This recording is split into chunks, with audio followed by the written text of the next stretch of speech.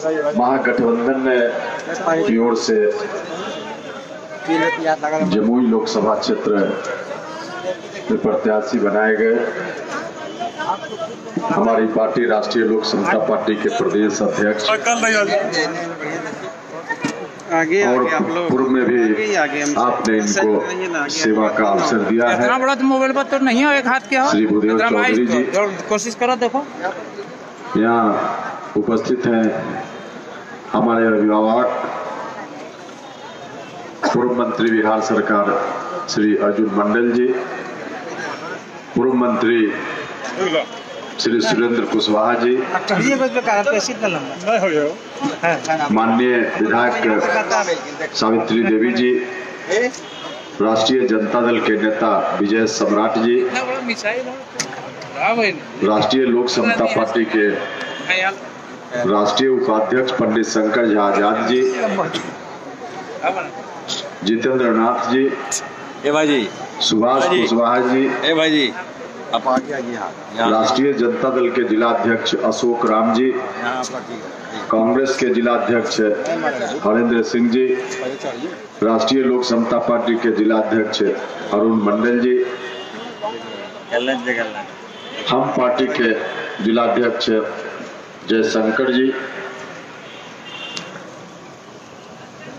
राजीव कुशवाहा जी, पप्पू सिंह जी, सुरेंद्र यादव जी, मालती कुशवाहा जी, जवाहर सिंह जी जो राष्ट्रीय लोक समता पार्टी के बगल के जिला मुंगेर के जिला अध्यक्ष हैं, उमेश कुमार सुमन जी शेखपुरा के जिला अध्यक्ष हैं, उमाशंकर सिंह जी, शहनवाज साहब, केदार यादव जी, किशोरी यादव जी, मुकेश मांझी जी, राजेंद्र माथुर जी, मोहम्मद सलाम उद्दीन साहब, राजेश मिश्रा जी।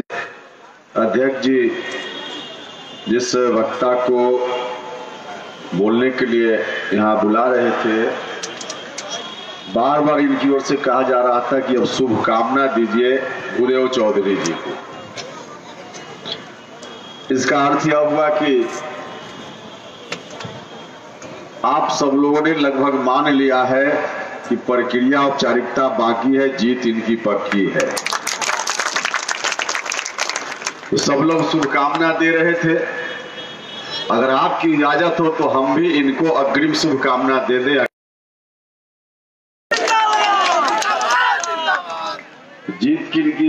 इनकी जीत के लिए इनको शुभकामना।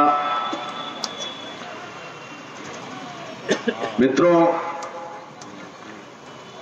पिछली बार जब 2014 में लोकसभा चुनाव की शुरुआत हुई थी तो उस वक्त भी मैं जम्मू आया था नामांकन के इसी तरह के कार्यक्रम में।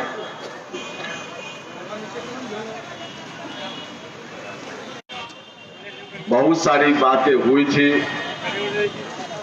बदली हुई परिस्थिति में फिर से आपसे आग्रह करने आया हूं, निवेदन करने आया हूं कि भूदेव चौधरी जी को जिताइए। मित्रों, अंतर है इस बार महागठबंधन और महागठबंधन के उम्मीदवार के लिए आपसे आवेदन करने आया हूं, आग्रह करने आया हूं। पंखा छाप पर वोट मांगने के लिए आया हूं और उस समय बंगला छाप के लिए वोट मांगने के लिए हम आए थे। हम सब लोग एक ही साथ थे। बंगला के अंदर हमने अपना पंखा लगाया था, यह मानते हुए कि बंगला में रहकर जो रहने वाले लोग हैं उनको राहत मिलेगी, उनको ठंडक महसूस होगी। लेकिन बाद में कुछ दिनों के बाद लगने लगा कि अब इस बंगला पर गिद्ध बैठने वाला है, गिद्ध बैठने वाला है। और जब लगा कि बंगला पर गिद्ध बैठ जाएगा तो गिद्ध होता ही नहीं है, पता नहीं कहां चला गया। लेकिन पहले जब गिद्ध होता था, जिस घर पे गिद्ध बैठ जाता था उस घर को लोग छोड़ देते थे। तो मुझको लगा कि अब इस बंगला पर गिद्ध बैठने वाला है, अब जल्दी से इसको छोड़ करके अलग होना चाहिए। तो पंखा सहित हम अब बाहर हैं। पंखा अब भूदेव चौधरी जी के हाथ में है। अब जिसके हाथ में पंखा है उसकी जीत में नहीं कोई शंका है। देखिए, हमको लगने लगा था कि अब भूत बंगला बनने वाला है। हम भी मंत्री थे भारत सरकार में, लोक जनशक्ति पार्टी के राष्ट्रीय अध्यक्ष श्री रामविलास पासवान जी भी हमारे साथ मंत्री थे। हम दोनों के बीच जो बातचीत होती थी व्यक्तिगत, स्वयं रामविलास पासवान जी कहते थे कि सामाजिक न्याय को बचाना यहाँ रहकर बहुत ही मुश्किल काम है। हमने इशारे में कई बार उनसे कहा कि आप तो लंबे समय से भारत सरकार में मंत्री रहे हैं, उधर की सरकार हो या इधर की सरकार हो, हमेशा आप मंत्री रहे हैं, अक्सर आप मंत्री रहे हैं। अब इस स्थिति में, दबघुटन की स्थिति में आप क्यों इस मंत्री परिषद में बने हुए हैं? अब उनके मन की चिंता मैं उस रूप में उसकी व्याख्या करूं तो मर्यादा का हनन होगा। उनकी ओर से और कोई बात नहीं। कहा तो उन्होंने कहा था उस समय कि मैं उस घर में दिया जलाने चला हूं जिस घर में सदियों से अंधेरा है।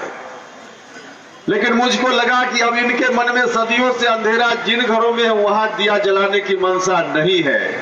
अब अपने घर के चिराग को तेज करना चाहते हैं, दूसरी कोई मनसा इनकी नहीं।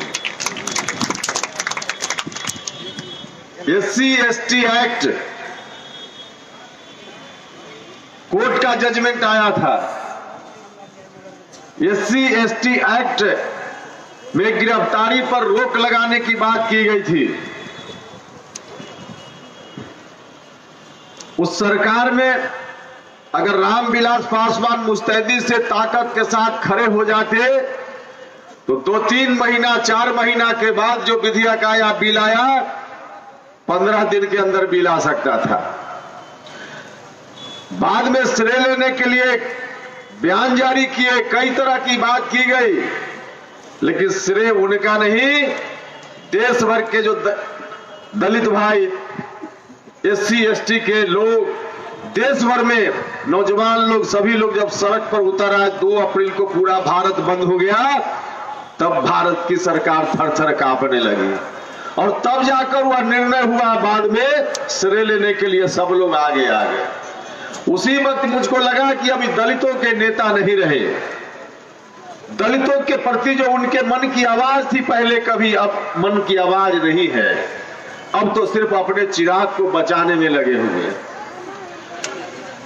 और उस वक्त मुझको लगा कि अब इतना बड़ा नेता जिसके बारे में पूरे देश में सामाजिक न्याय के समर्थक लोग बड़ी प्रशंसा जिनकी करते थे, अब इतना बड़ा नेता भी वहां सरेंडर, आत्मसमर्पण की मुद्रा में बैठा हुआ है, तो सामाजिक न्याय की ताकत को बचाने के लिए अब बाहर निकलना जरूरी है। और इसलिए हम बाहर निकल कर चले आए। जब बाहर निकल रहे थे तो मीडिया के कुछ बंधुओं ने कहा कि पहले तो रामविलास पासवान जी मौसम वैज्ञानिक कहे जाते थे, लेकिन अब तो लगता है कि आप मौसम वैज्ञानिक हैं। आपने पहचान लिया है कि महागठबंधन की हवा आने वाली है, इसलिए आप इधर आ गए हैं। हमने कहा कि भैया, मौसम वैज्ञानिक के खिताब रामविलास पासवान जी के नाम ही रहने दीजिए। और मालूम है, देश की जनता को मालूम है, आप लोगों को मालूम है, उन्होंने मौसम वैज्ञानिक होने के खिताब अपने साथ रखा है। ऐसा इसलिए कि उनको मालूम था इस बार लोकसभा का चुनाव नहीं जीतना है। लोकसभा का चुनाव नहीं जीतना है, महागठबंधन के पक्ष में हवा चलेगी। लोकसभा का चुनाव नहीं जीतेंगे, इसलिए राज्यसभा में अपनी सीट उन्होंने पक्की करा ली। राज्यसभा में जाने के पीछे उनकी कोई और मंशा नहीं। उनको मालूम है कि अब तो महागठबंधन के सामने जीतने ही वाले नहीं है लोकसभा के चुनाव में, तो उन्होंने राज्यसभा की सदस्यता अपनी पक्की करा ली। खैर कोई बात नहीं, वहां भुगतते रहे, बिहार की जनता सब कुछ देख रही है। मित्रों, एक तरफ मैं लड़ रहा था, एनडीए गठबंधन में रहकर निरंतर लड़ रहा था, चाहे शिक्षा का सवाल हो, जुडिशियरी का सवाल हो, जनता के मौलिक मुद्दों को लेकर हम लड़ रहे थे, और दूसरी ओर मेरी पार्टी को बर्बाद करने का निरंतर प्रयास किया जा रहा था। अभी सुरेंद्र बाबू बोल रहे थे, लोगों को कह रहे थे कि बांका में उनके लोग इस महागठबंधन के साथ है, आप लोग भी रहिए। मैं कहना चाहता हूं, सुरेंद्र बाबू का इशारा मैं समझ रहा था, आप लोग भी समझ रहे होंगे, लेकिन जो लोग भी दिग्भ्रमित हैं आज की तारीख में, मैं उनसे विशेष रूप से कहना चाहता हूं, क्या कसूर था उपेंद्र कुशवाहा का? राष्ट्रीय लोक समता पार्टी बनाकर अपना परचम लेकर आगे बढ़ा, क्या कसूर था? नीतीश कुमार जी ने हर तरह से आरएलएसपी को बर्बाद करने का प्रयास किया, उपेंद्र कुशवाहा को बर्बाद करने का प्रयास किया। पहले तो हमारी पार्टी से लोगों को अलग करने की कोशिश हुई, कई लोगों को प्रलोभन देकर, लालच देकर अलग करने का प्रयास हुआ, और उसके बाद पिछले लोकसभा चुनाव के पहले उनकी कोशिश थी कि उपेंद्र कुशवाहा को किसी तरह से राजनीति से अलग कर दो, राजनीति से अलग करने का उनका प्रयास, लेकिन उस प्रयास में सफल नहीं हुए। जहां नीतीश कुमार जी राजनीति से अलग करने का संकल्प ले रहे थे, सपना देख रहे थे, कोशिश कर रहे थे, वही काराकाट और बिहार के लोगों ने उपेंद्र कुशवाहा को दिल्ली भारत सरकार की मंत्रिपरिषद की सदस्यता दिला दी, वहां पहुंचा दिया लोगों ने। अब उनको लगा कि हम राजनीति से इसको सीधे नहीं हटा सकते हैं, इसलिए अब दुनिया से हटा देने की कोशिश करने में लग गए। क्या कसूर था हम लोगों का, राष्ट्रीय लोक समता पार्टी के लोगों का?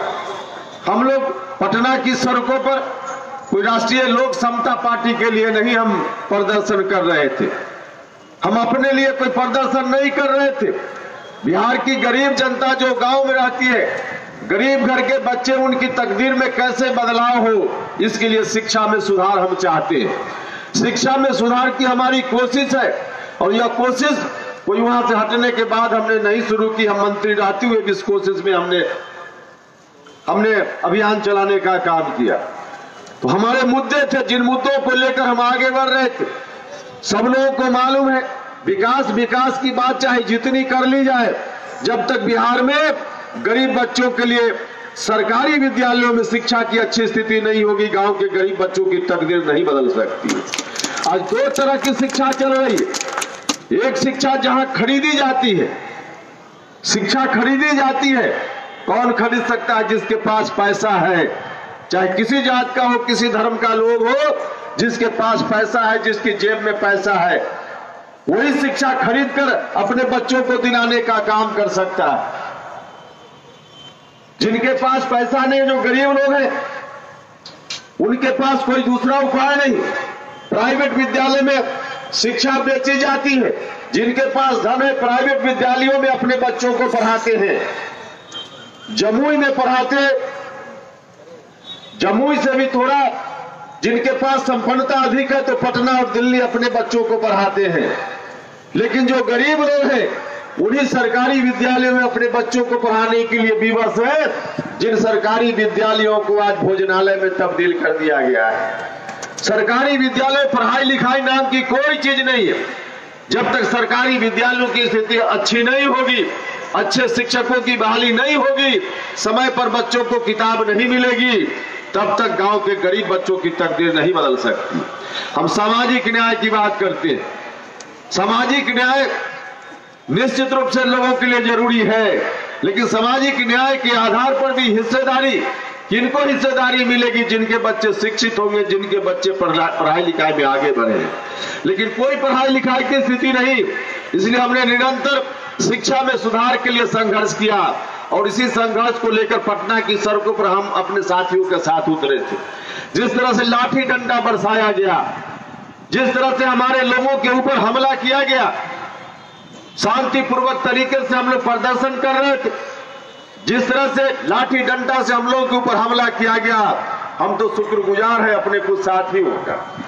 अगर इन लोगों ने हमारे ऊपर आकर कवर करने का काम नहीं किया होता, अपनी जान को जोखिम में डालकर मुझको बचाने का काम नहीं किया होता, इस बचाने के क्रम में हमारे कई साथियों का सर फटा, सैकड़ों लोगों को चोटें आई, लेकिन अपनी जान को जोखिम में डालकर इन लोगों ने मुझको बचाया। अगर लोग मेरे ऊपर उस समय नहीं आते, तो उपेंद्र कुशवाहा आज आपके सामने भाषण देने के लिए इस धरती पर खड़ा नहीं रहता। यह कोशिश उनकी ओर से की गई, निरंतर उनकी ओर से हर तरह से प्रयास किया गया, किसी तरह से समाप्त करो। नीतीश कुमार जी, आपके समाप्त करने से उपेंद्र कुशवाहा नहीं समाप्त होने वाला है। बिहार की जनता के बीच अब राष्ट्रीय लोक समता पार्टी आ गई है, आपके समाप्त करने से नहीं समाप्त होने वाला है। हम जनता के मुद्दों को लेकर, सवालों को लेकर आगे बढ़ रहे हैं और हम कहना चाहते हैं, अब महागठबंधन हो गया है। महागठबंधन में तमाम लोग जिस एकता और मजबूती के साथ खड़े हैं, दुनिया की कोई ताकत इस बार एनडीए का खाता नहीं खुलने देगी। बिहार से एनडीए का खाता नहीं खुलेगा, और सिर्फ बिहार से लोकसभा में ही नहीं, कुछ दिनों के बाद बिहार विधानसभा का चुनाव होगा। उस चुनाव में भी महागठबंधन की सरकार निश्चित रूप से बिहार में भी बनेगी। मैं आपको कहना चाहता हूं, महागठबंधन की सरकार बनेगी। जो कुछ बात हम आज आपको कह रहे हैं, उन तमाम चीजों को लागू करने का काम प्राथमिकता के आधार पर हम उस समय करेंगे। आप सब लोगों को मालूम है, जब चुनाव हो रहा था अभी से कुछ महीना पहले, मध्य प्रदेश में, राजस्थान में, उन राज्यों में कांग्रेस की ओर से किसानों की कर्ज माफी का वादा किया गया था। चुनाव के समय कहा गया था कि अगर सरकार बनेगी तो किसानों के लिए हम कर्ज माफ करने का काम करेंगे। सरकार बनी, हम धन्यवाद देना चाहते हैं इस मंच से वहां के मुख्यमंत्री को। सरकार बनी और उस मुख्यमंत्री ने सबसे पहला निर्णय लिया सरकार बनने के बाद, किसानों का कर्ज माफ, किसानों का कर्ज माफ। मित्रों, मैं ठीक उसी तरह से कहना चाहता हूं, महागठबंधन की सरकार बिहार में जिस दिन बनेगी, उस सरकार में पहली कलम से जो निर्णय होगा, गांव के गरीब बच्चों की तकदीर को ठीक करने के लिए शिक्षा में सुधार का निर्णय होगा। हम बदलाव चाहते हैं, हम परिवर्तन चाहते हैं, लेकिन दूसरी ओर लोग अनर्गल बातों को लेकर जनता के बीच आ रहे हैं। पिछले 1.5 साल पहले से चर्चा इस बात की थी कि दिल्ली की सरकार ने कुछ नहीं किया, नौजवानों को रोजगार नहीं दिया, जितने वादे थे उन वादों को पूरा नहीं किया। निश्चित रूप से चुनाव के पहले ही लोग कुछ न कुछ करेंगे। मीडिया वाले बंधु भी कहते थे कि कुछ नहीं किया, लेकिन चुनाव के पहले कुछ करेंगे। या तो हिंदुस्तान पाकिस्तान का मामला ले आएंगे, या तो फिर मंदिर बनाने का मुद्दा ले आएंगे। 1.5 साल पहले लोग कहते थे कि नहीं कहते थे? 1.5 साल पहले से गांव में लोग चर्चा करते थे। दिल्ली में मीडिया वाले कब हम लोग जब साथ बैठते थे तो कहते थे इस बार तो स्थिति नहीं है नरेंद्र मोदी जी की। 3 राज्यों में सरकार बदल गई, उत्तर प्रदेश में जो गठबंधन हुआ खाता नहीं खुलेगा। जिस तरह से बिहार में स्थिति अब कहां से इनका बनने वाला है। 6 महीना 8 महीना पहले जब इस तरह की चर्चा करते थे तो हम लोग भी कहते थे कि आप ठीक कर रहे, लेकिन अंत में कहते थे कि लेकिन सरकार तो उन्हीं की बनेगी। हम पूछते थे कि भैया जब सब राज्य में खास्ता हाल है तो सरकार कैसे बनेगी उनकी? तो देखिएगा चुनाव के पहले कुछ मंदिर का मुद्दा या कुछ इस तरह का मुद्दा ले आएंगे। तो 1.5 साल पहले से लोगों के बीच में चर्चा थी और वही काम इन लोगों ने किया। पहले तो मंदिर मंदिर बोलने लगे, सरकार में जब गए मंदिर की चिंता इनको नहीं हुई, और जब सरकार दोबारा 5 साल पूरा होने वाला था, चुनाव आने वाला था, तो मंदिर मंदिर करने लगे। लेकिन मंदिर का मुद्दा जब जनता के बीच में नहीं आ पाया तो जिस तरह की बात आज की जा रही है, कुछ लोग सर्टिफिकेट बांट रहे हैं, राष्ट्रभक्ति का सर्टिफिकेट बांट रहे हैं। उनके एक मंत्री इस बार कैसे कैसे टिकट करते करते दूसरी जगह उनको भेज करके बचाया गया। बरबोले मंत्री, और जब मंत्री बने थे, जो बरबोले मंत्री है, मंत्री बने थे जिस वक्त, उसके पहले बिहार में कुछ जगह पर उपचुनाव हुआ था विधानसभा का। उस उपचुनाव में, लोकसभा चुनाव के कुछ ही दिनों के बाद उपचुनाव हुआ था, तब मंत्री नहीं थे। उपचुनाव हुआ था बिहार में कई जगह, और उस उपचुनाव में तमाम जगहों पर, लगभग सभी जगहों पर एनडीए की करारी हार हुई थी। उस वक्त मैंने कहा था मीडिया के बंधुओं से, दिल्ली में मीडिया के बंधुओं ने कहा कि अभी कुछ दिन पहले इतना अच्छा बहुमत बिहार में मिला और कुछ ही दिनों के बाद जो उपचुनाव हुआ उसमें एनडीए धराशायी हो गया, क्या कारण है? मुझसे पूछा, हमने कहा कि एनडीए के समर्थन में, खासकर भारतीय जनता पार्टी के समर्थन में जिस जात के लोगों ने सबसे आगे बढ़कर सहयोग करने का काम किया, उसके बीच का कोई व्यक्ति मंत्री नहीं बनाया गया, उसकी हिस्सेदारी नहीं दी गई और उसके बाद तब उस व्यक्ति को मंत्री बनाने का काम किया गया। जब जब जरूरत पड़ती है हम समाज के सभी वर्गों की चिंता करते हैं, चाहे अगली जात के लोग हो, पिछड़ी जात के लोग हो, दलित समाज के लोग हो, जिनके साथ भी कहीं अन्याय होता है उपेंद्र कुशवाहा उस अन्याय के खिलाफ खड़ा होता है। हमने उस समय कहा और कुछ दिनों के बाद मंत्री बन गए, लेकिन मंत्री बनने के बाद जो जिस तरह से बरबोलापन, अब कुछ दिन पहले उन्होंने कहा कि कोई व्यक्ति जो भारतीय जनता पार्टी के पक्ष में वोट नहीं करेगा तो उसको पाकिस्तान भेज देंगे। मैं कहना चाहता हूं जम्मू की धरती से, आप किसी को पाकिस्तान नहीं भेज पाओगे। आप राष्ट्रभक्ति का सर्टिफिकेट देने के ठेकेदार नहीं है। अकेले भारतीय जनता पार्टी के लोग राष्ट्रभक्त नहीं है। हिंदुस्तान का हर नागरिक, चाहे हिंदू हो, मुसलमान हो, सिख हो, ईसाई हो, सभी हिंदुस्तान का आदमी, हर व्यक्ति राष्ट्रभक्त है, देशभक्त है। आप किसी को पाकिस्तान भेजने की बात मत करिए, लेकिन खैर कोई बात नहीं, आप बात करते रहिए, बात करते रहिए। अब महागठबंधन जब पूरी ताकत के साथ खड़ा हो गया है तो मैं कहना चाहता हूं कि पाकिस्तान भेजने वाला कोई इस बार रेगिस्तान भेजने का काम हम लोगों ने नहीं किया तो बताइए। तो इस तरह से अनर्गल बातों को मुद्दा बनाकर जनता के बीच जाने की कोशिश। मित्रों मैं कहना चाहता हूं, अभी जो कुछ दिन पहले आनंद फानंद में 24 घंटा के अंदर एक बिल लाया गया, पार्लियामेंट में एक बिल लाया गया और 10% आरक्षण की व्यवस्था कर दी गई। हम लोगों ने भी उसका समर्थन किया, लेकिन 10% आरक्षण की व्यवस्था नौजवानों को कोई नौकरी देने के लिए नहीं व्यवस्था हुई है। पार्लियामेंट में उस बिल पर भाषण देते हुए मैंने कहा यह मंशा नहीं है कि 10% लोगों को आप नौकरी देना चाहते। उस बिल के पहले जब हम घूमते थे, नौजवानों का गुस्सा हम देखते थे।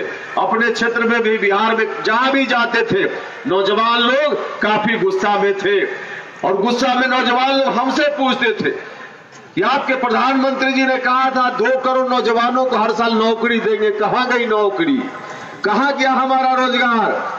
हमारे क्षेत्र में जो ऊंची जाति के कुछ दिग्भ्रमित नौजवान, उन लोगों की ओर से कहा जाता था कि अरे आप तो सामाजिक न्याय वाले मंत्री हैं, आप सामाजिक न्याय वाले मंत्री हैं, सामाजिक न्याय वाले मंत्री के कारण हम लोग को नौकरी नहीं मिल रही है, इसलिए नौकरी नहीं मिल रही कि आरक्षण नौकरी में हम लोगों के लिए है ही नहीं। अब भारत की सरकार को लगा, भारतीय जनता पार्टी के लोगों को लगा कि शायद आरक्षण हम दे देंगे तो नौजवानों का गुस्सा शांत हो जाएगा, क्योंकि लोग नौकरी मांग रहे हैं। तो बिल लाया, लेकिन मैंने उस पार्लियामेंट में कहा कि नौजवानों को नौकरी देने की मंशा नहीं है आपकी। आरक्षण से लोगों की आर्थिक समृद्धि नहीं बढ़ सकती है।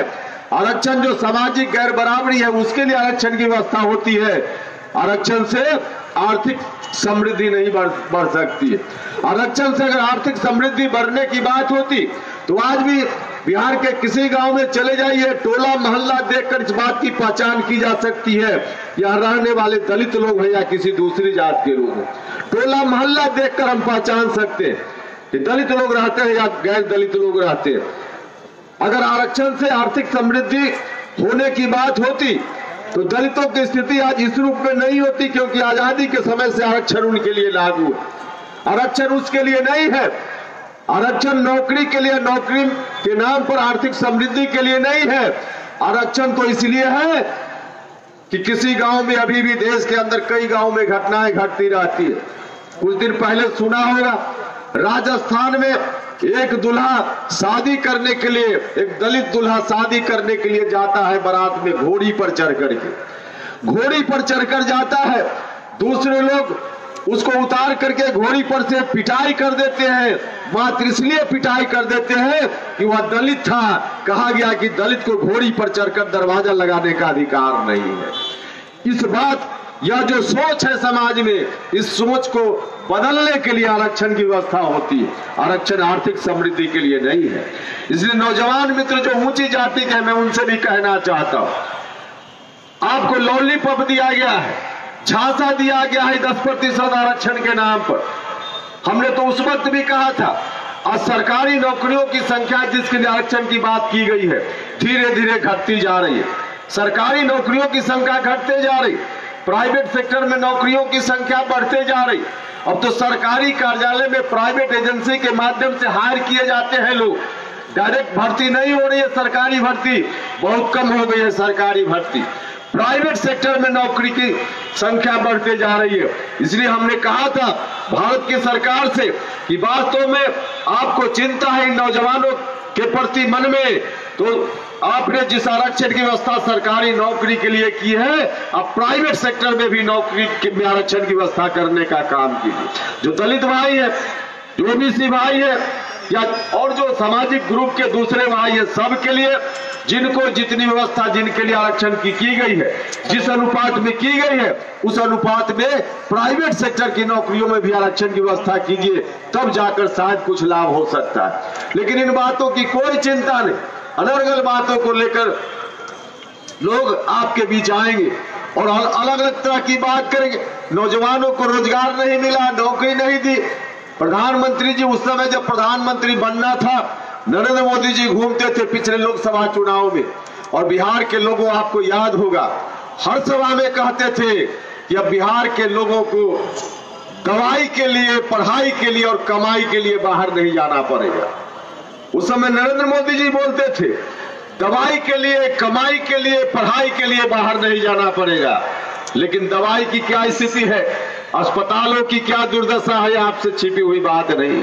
विद्यालयों की स्थिति, पढ़ाई की स्थिति मालूम ही है आपको। और कमाई की स्थिति, आज भी बड़ी संख्या में हमारे यहाँ के लोग, बिहार के लोग दूसरे राज्यों में पलायन कर रहे हैं। तो न तो 5 वर्षों में इन्होंने दवाई की स्थिति ठीक की, न कमाई की स्थिति ठीक की, और न पढ़ाई की स्थिति ठीक की। अब ऐसी परिस्थिति में अनर्गल मुद्दों को लेकर आपके बीच आएंगे और कहेंगे कि हमको वोट देने का काम किया। मैं कहना चाहता हूं, जरा इस बार सचेत रहने की जरूरत। इस बार दोबारा अगर हिंदुस्तान की गद्दी पर नरेंद्र मोदी जी बैठ गए, तो जिस सपना की बात यहां से की जा रही थी, जननायक कर्पूरी ठाकुर जी ने जो सपना देखा था, हमारे पुरखों ने जो सपना सामाजिक न्याय का देखा था, और उस सपना के आधार पर श्रीमान लालू प्रसाद जी ने बिहार में जागृति फैलाने का काम किया था, तमाम लोगों का सपना सदा सदा के लिए चकनाचूर हो जाएगा। इसलिए हम सब लोगों को मिलकर प्रण लेने का काम करना है। हो सकता है कोई शिकायत, आज आपस की शिकायत होगी। उदय चौधरी जी आपके प्रतिनिधि यहाँ पहले भी रहे, हो सकता है कई लोगों की कुछ शिकायत हो सकती है, लेकिन मैं आपसे कहना चाहता हूं इस बार शिकायत देखने की जरूरत नहीं। कुछ शिकायत हो तो उसको बाद में हम लोग सुलझा लेंगे, और अगर आगे कोई शिकायत फिर इनसे होगी भूदेव चौधरी जी से, तो आपके गारंटर के रूप में आप हमको भी बताइएगा, हम भी इनके ऊपर डंडा चलाने का काम करेंगे तरीका। लेकिन कोई शिकायत देखने की जरूरत नहीं है। अभी देश को बचाने की जरूरत, देश को बचाने की जरूरत। हम तो जहां भी जाते हैं लोग बधाई देने लगते हैं कि भाई आपको 5 सीट मिल गई महागठबंधन में, आपको बहुत बहुत बधाई। यहां भी जब हम आए रात में, कई साथियों ने कहा कि बहुत अच्छा हो गया, अच्छी हिस्सेदारी राष्ट्रीय लोक समता पार्टी को मिल गई। मित्रों, जो हिस्सेदारी मिली है राष्ट्रीय लोक समता पार्टी को, इसके लिए उपेंद्र कुशवाहा को बधाई देने की जरूरत नहीं है। इसके लिए श्रीमान लालू प्रसाद यादव जी, जो आज अफसोस के साथ कहना पड़ता है कि जेल के अंदर बंद हैं, उनके प्रति शुक्रिया अदा करने की जरूरत है, उनके प्रति आभार प्रकट करने की जरूरत है। आज संकट में है लालू यादव। आप लोग 11 तारीख को जो मतदान होना है, उस दिन पंखा निशान के सामने के बटन को दबाएंगे। लालू जी बीमार हैं, अस्पताल में हैं, आप जितनी बार पंखा छाप का बटन दबाएंगे, उनके लिए वह संजीवनी की तरह होगा। पंखा छाप पर बटन दबाना उनके लिए संजीवनी की तरह, और दूसरे छाप पर, विरोधी के छाप पर बटन दबाना जहर की तरह होगा। अब फैसला है आपके हाथ में, फैसला आपके हाथ में कि इस देश में संजीवनी लाने का काम करना है या जहर फैलाने वालों को मजबूत करना है। इस बात का फैसला होना है। दिल्ली से लेकर सभी जगह आज यही स्थिति है। इसलिए मैं आप सब लोगों से निवेदन करना चाहता हूं, राष्ट्रीय लोक समता पार्टी के लोगों से विशेष रूप से कहना चाहता हूं, आप मन में तो ख्वाब बराबर आ देखते हैं, मन में तो ख्वाब बराबर आ देखते हैं, लेकिन जब जरूरत पड़ती है तो आपको पता ही नहीं चलता है कि क्या करना चाहिए। भैया इस बार आखिरी मौका है, आखिरी मौका है। इस मौका को अगर चूक गए तो आगे आने वाले सैकड़ों वर्ष तक जगदेव बाबू का सपना नहीं साकार होने वाला है। याद रखिएगा, इसको याद रखिएगा। इसलिए आप सब लोगों से गुजारिश है कि न सिर्फ इस लोकसभा क्षेत्र में बल्कि अगल बगल में तमाम लोकसभा क्षेत्रों में महागठबंधन के उम्मीदवार को जिताइए। जयप्रकाश यादव जी बांका से है और भी बगल भागलपुर में बोलो मंडल जी है। जहां जहां भी महागठबंधन का कोई उम्मीदवार हो, इस बार महागठबंधन के उम्मीदवार की ओर नहीं देखना है, इस बार महागठबंधन की पार्टी की ओर भी नहीं देखना है। इस बार सीधे छाप देखना है कि महागठबंधन में लालटेन छाप है तो लालटेन का बटन दबाइए, पंखा है तो पंखा का बटन दबाइए। मुकेश सहनी जी के लिए उनका जो छाप है नाव छाप, उस बटन को दबाने का काम कीजिए। मांझी जी के लिए टेलीफोन छाप दबाने का काम कीजिए।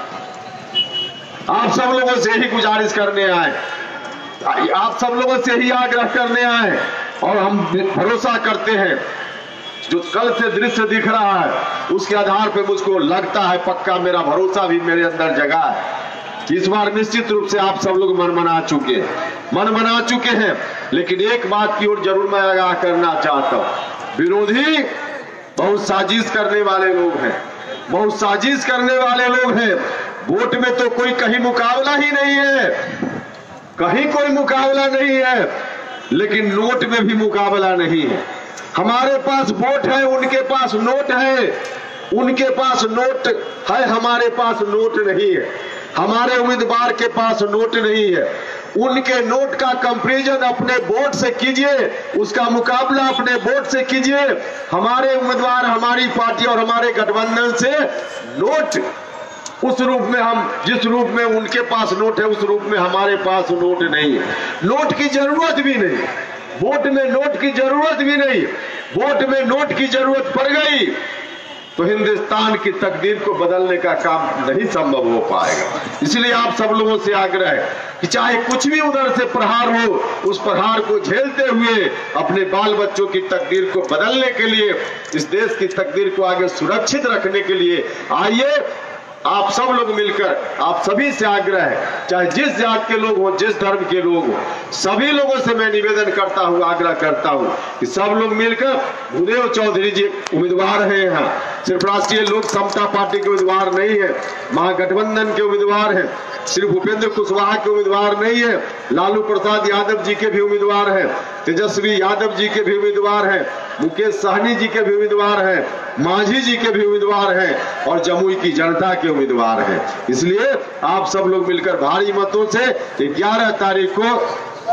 11 तारीख को पंखा छाप के सामने के बटन को दबाइए और भारी मतों से इनको जिताकर भेजने का काम कीजिए।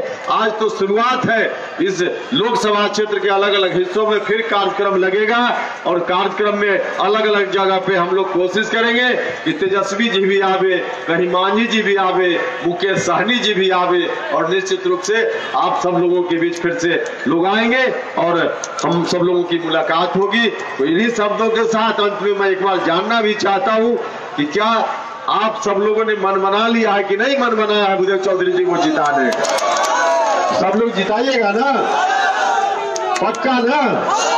तो चलिए, तो जीत की बधाई मैंने दी है पहले, फिर से एक बार मैं बधाई दे देता हूं। ठीक है, चलिए, बहुत बहुत बहुत धन्यवाद।